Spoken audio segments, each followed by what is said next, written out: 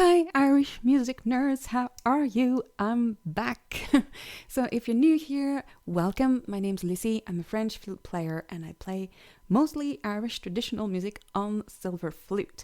And for the past, I don't know how many years, I've been doing a series called Tunes in the Kitchen, but I'm no longer playing in the kitchen. So, this is the first episode of Tunes and a Cup of Tea. So, grab yourself a cuppa of a hot, delicious beverage of your choice, and without further ado, let's get to the music for some Irish trad music magic.